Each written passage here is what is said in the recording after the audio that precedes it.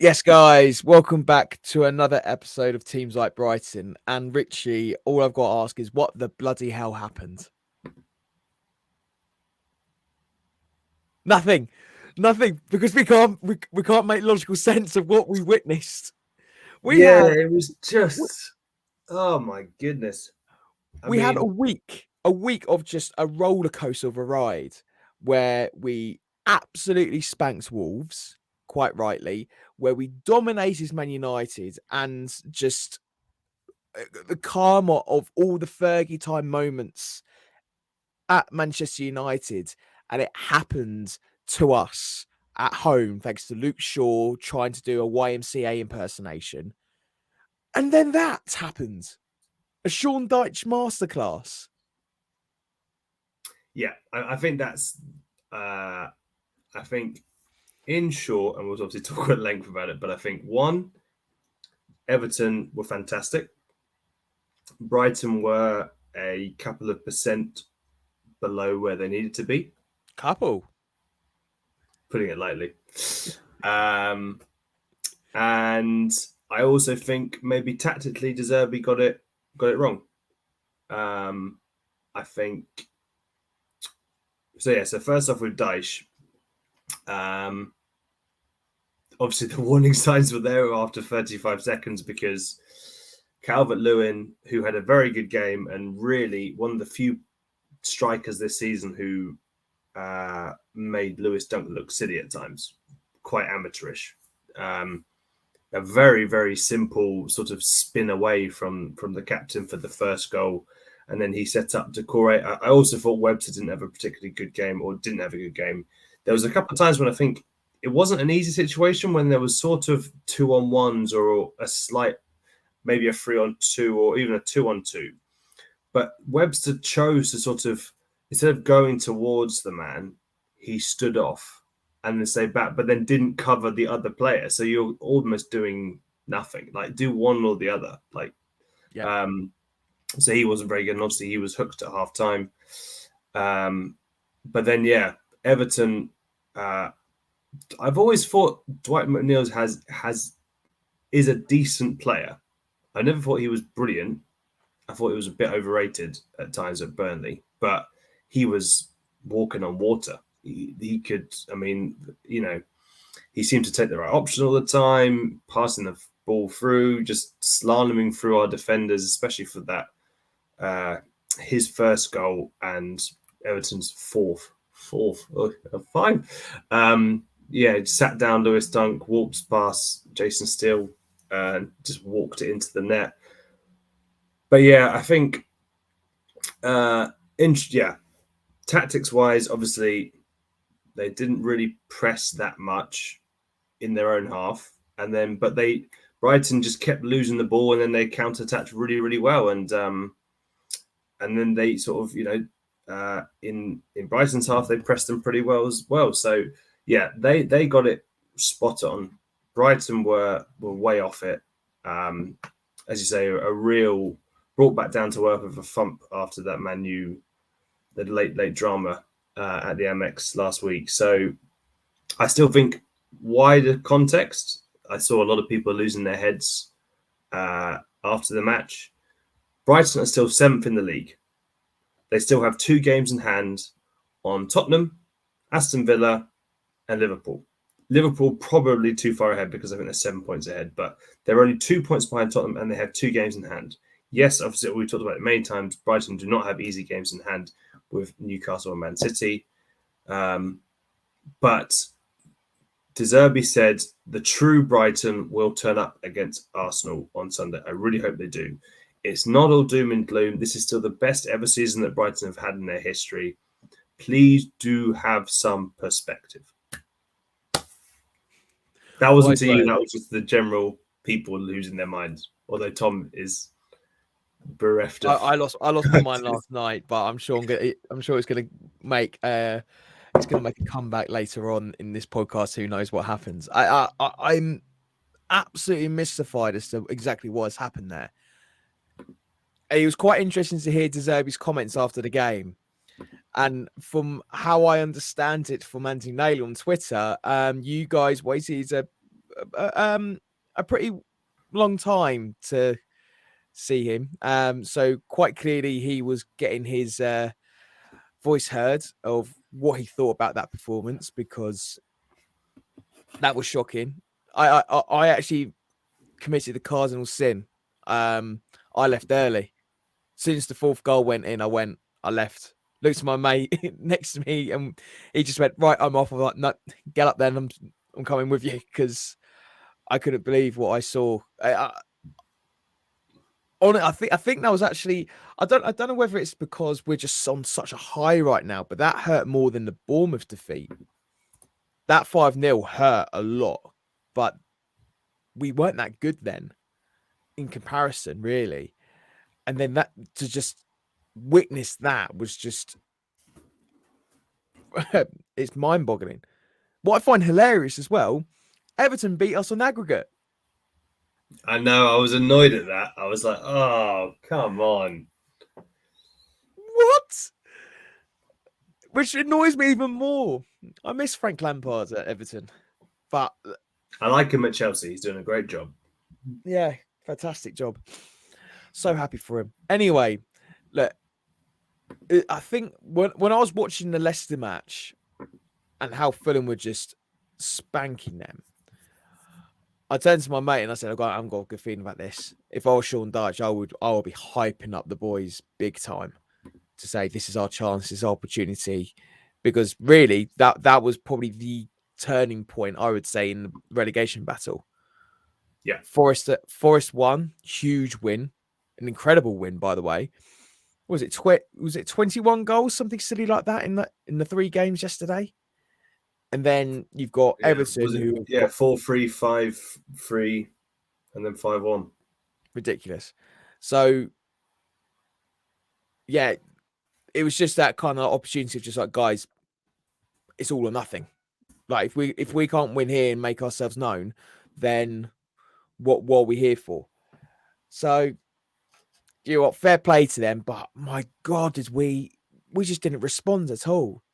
It wasn't even the fact that we lost, it's the fact that we lost in a way that is actually, I feel embarrassed, really. And I get De Zerbi's comments afterwards in the fact that he said these guys aren't mentally ready to play 3 games a week. They're not. That was our strongest starting 11, bar Ferguson and March, which we'll come on to as well, because that broke my heart and all. So just seeing all that match just unfold was just like, what on earth has happened?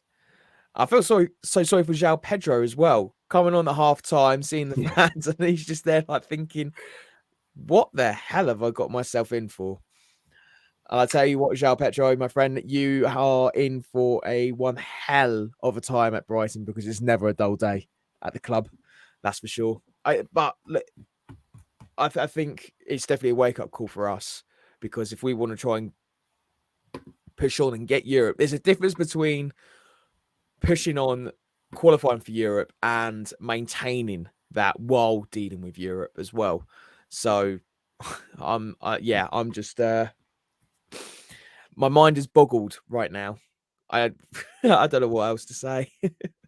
Yeah, I think this is obviously the by far Brighton's worst defeat of the season, for multiple reasons. But after the Nottingham Forest loss, I think most people could go, well, that was just a team that just completely ran out of gas. There was an FA Cup hangover after losing a few days before to Manchester United, and you could see Brighton just ran out of puff in that game as the match wore on. With this one, it was much more of a head scratcher, because it obviously came after a 1-0 win. You think maybe that a little bit like the Charlton loss in the Carabao Cup, they learn from that and don't repeat it. But then to sort of have a much worse version of Forest against a team who had, I think prior to the game, had only won once away all season. It was the lowest scorers in the league, or at least away from home or something like that. Or so it was a real head scratcher as to where this came from. Dyche said, Sean Dyche said that they put on their best performance of the season away at Leicester in a game that they probably should have won in a 2-2 draw. So he thought that this result was coming, and obviously they are fighting for their lives, and they might, that result, as you said earlier, that might be enough to keep them up, and maybe Leeds and Leicester going down with Southampton. But yeah, I think you hope that this doesn't knock the stuffing out of Brighton. And obviously the next game is Arsenal away, which is not exactly the ideal place to go to. Or maybe it might be. I mean, it could be they won't have as much pressure to win. Obviously, Arsenal are trying to go for the league. Brighton did beat Arsenal at the Emirates back in November in the Carabao Cup, so they've got history there. But yeah, just one thing I wanted to add on the tactical front. So there was two sort of contrasting takes on this from Dyche and De Zerbi. So I'll just read you Dyche's comments. He said, Brighton play a very particular way. They create two boxes in the middle of the pitch. They pop it and slide it and look to play cleverly around the corners, and I felt we quelled that. We were very patient with it, and sometimes that is difficult. He said, I'm just paraphrasing, I'm sort of cutting out a little bit of it. So he says, they had a better spell in the second half. You'd expect that. I think we would all expect that. I said to the players that Brighton are probably going to quicken the tempo in the second half, play more direct from crossing positions, not back to front, but getting it wide and putting more in the box, which they did. But we held strong to that. Jordan Pickford made some really fine saves, and I always thought if they did that, we would have moments when it opened up, and it did. So I guess, from my point of view, and obviously I'm a massive layman compared to the top class coaches. I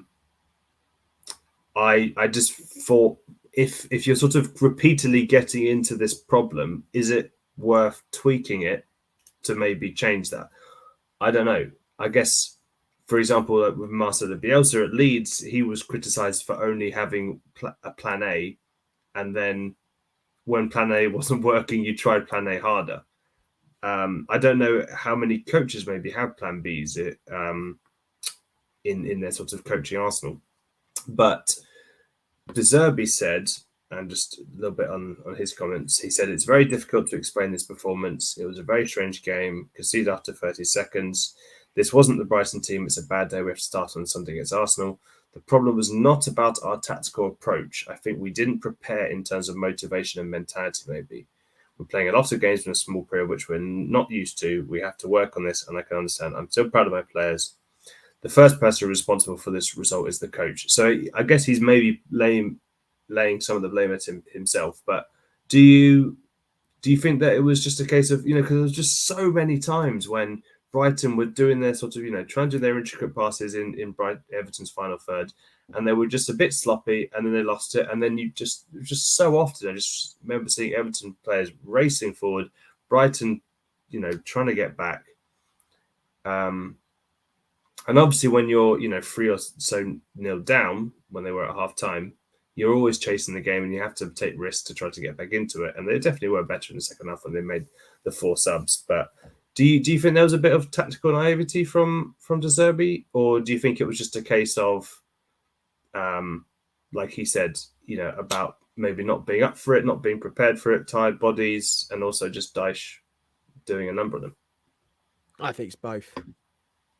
I think it's tactical naivety on De Zerbi's side. I think he wasn't expecting Sean Dyche to be playing in that way.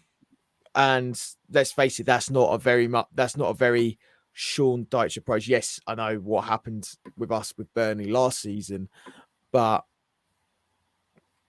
I don't think De Zerbi really saw Dyche's approach. And really, it hasn't been a typical approach that Everton have played, really, or even to that effect, I would say, or that effectively.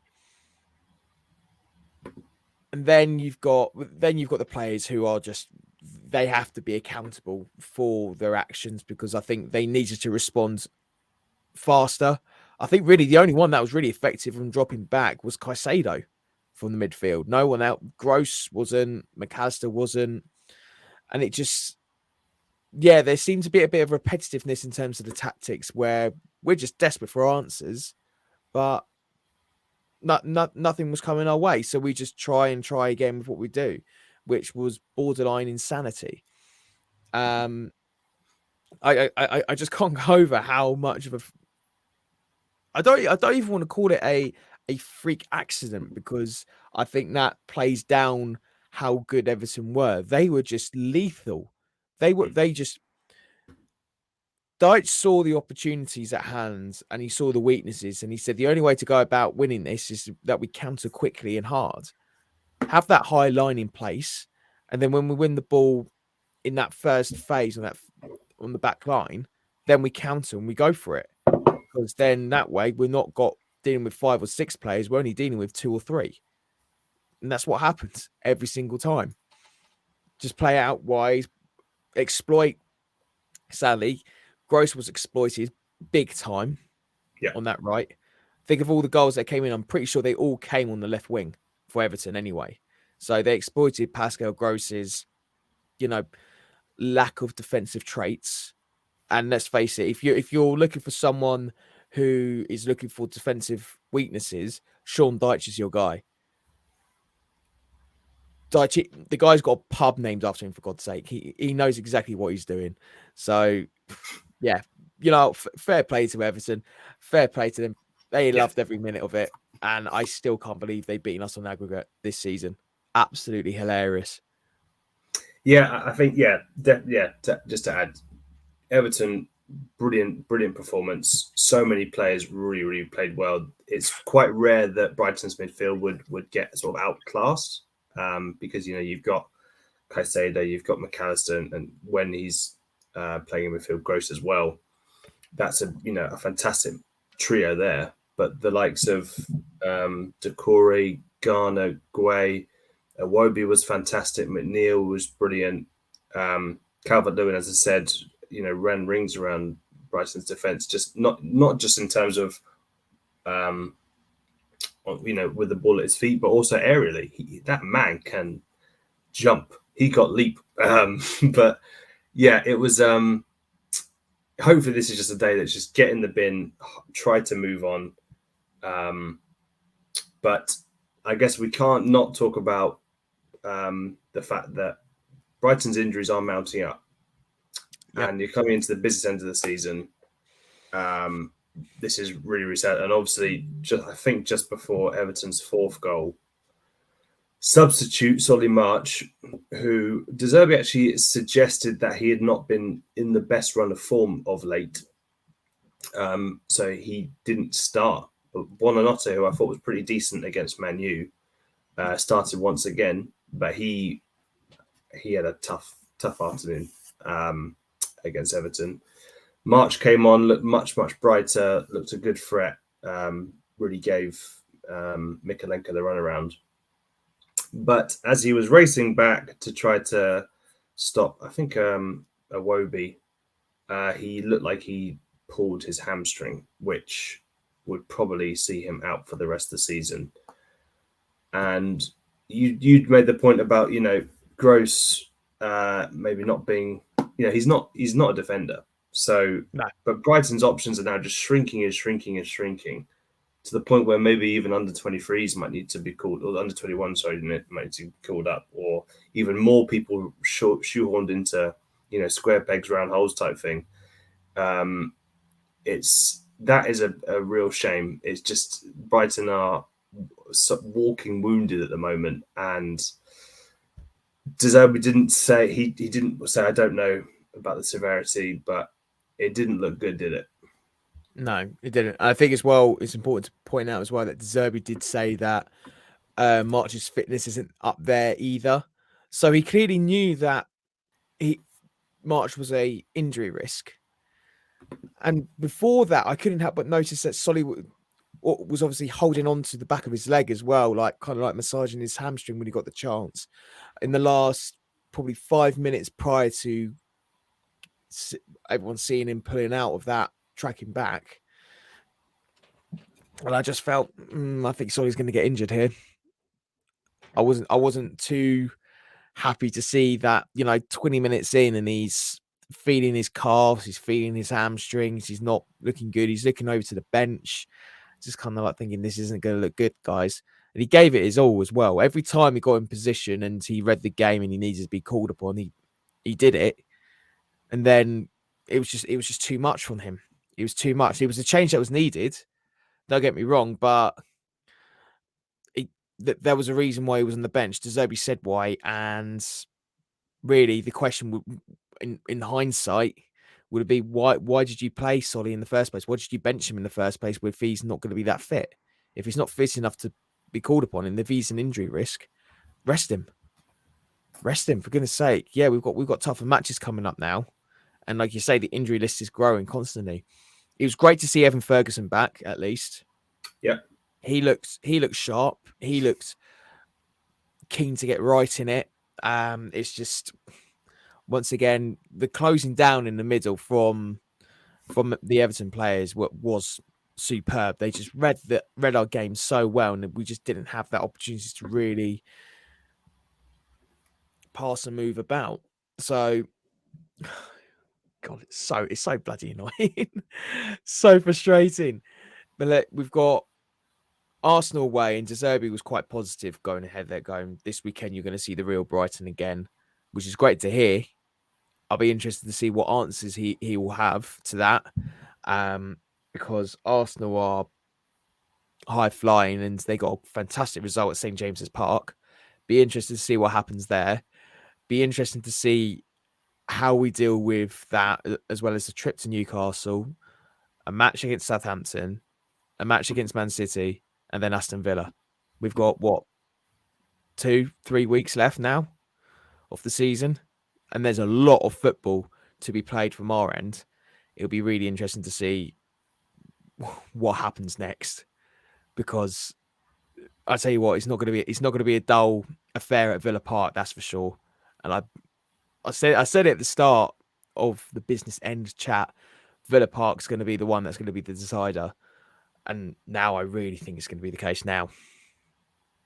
Yeah, I think just looking ahead to Arsenal, I kind of hope that Joel Veltman's back, because I think there's only so many times that you can play sort of versatile players out of position.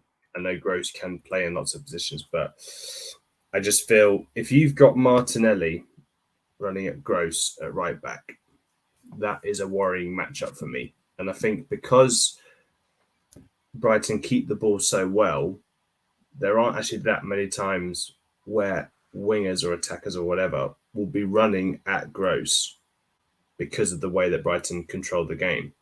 But I think Arsenal can also control the game pretty well. And I can just see a backpedaling Gross being skinned by the flying Brazilian on Sunday. I mean, there's a decent chunk. It's obviously not ideal because it's not a whole week, but it's maybe a bit more time to recover, try and go again. But it's becoming a bit more of a threadbare squad now. They've still not got the likes of Lallana, Moda, Sarmiento, Lamptey, Veltman. Just as a quick side note, do you think? What did you think of Jason Steele's performance? Because he was fantastic against Manchester United. Do you think he was just one of many who didn't play that well, or do you think this maybe opens the door back to Sanchez, or do you think it's just a one-off type thing? I think if De Zerbi wants to be consistent in his man management, then he needs to drop Jason Steele for Sanchez. Sanchez wasn't good for a few matches. Steele just didn't have a very good performance at all, and I'm not saying it's his fault personally, but there were a few times when I was just like, wow, just overall from the team performance. So I do think that there are going to be changes going to the Arsenal match. And I think one of them is going to be Steele's drop, Sanchez is in. And we might see a completely different Brighton side at the weekend. But I do think, I mean, that third goal was just horrendous in more ways than one. And sadly, we have to say that, you know, that own goal is, I think that has to hold on to Steele as responsibilities there. I think he panics a bit, which is a shame. And I just think it all just went tumbling down up from then on, because it just looked like as if we just were never going to recover, and we didn't. And I do think the way De Zerbi was reacting as well on the touchline through some of the goals, I think he's probably thinking, I've got a responsibility here. I've got to show the same approach as I have done with Sanchez. I wouldn't put it past him that Sanchez gets called up, but then again, it depends what happens on the training pitch, I reckon, from during this week. But it would take some doing for Jason Steele to keep the number one spot. Yeah, I mean, it'll be very interesting. Yeah, I'm intrigued to see what the lineup will be come Arsenal. But yes, as I started off, I still think it's important to point out that this has been a fantastic season for Brighton.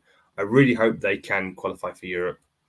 I think they've got a very good chance because, you know, if the other teams around them, obviously Villa and Tottenham only have 3 games left. Brighton have 5. Villa have to play. Obviously, they lost at the weekend, second straight defeat after a fantastic run for them. They host Tottenham this Saturday, which is a massive game. That's a huge one. For Brighton, who'd probably want a draw from that, or maybe even a Spurs win, just to hopefully secure Brighton at least a Conference League spot. They then play Liverpool away, and Liverpool are on a charge, trying to get that top 4 spot. And then obviously, end of the season, it's Villa Brighton. Tottenham they got a fairly rare win. They've got probably an easier run in. They've got obviously Villa, they've got Brentford at home, and then Leeds away. But Leeds fighting for their lives. Who knows? Crazy things have happened, but I still think Brighton. This is hopefully a freak loss. Don't go digging out all these players for one bad game. Look at it, bigger picture. This has been a fantastic season. Believe. We're still in this. Yes, we're still in this. So we will be previewing the Arsenal game later this week, where hopefully Brighton can bounce back. But yes, guys, thanks for listening for another episode of Teams Like Brighton. We will be back soon. Keep liking and subscribing, and keep the faith.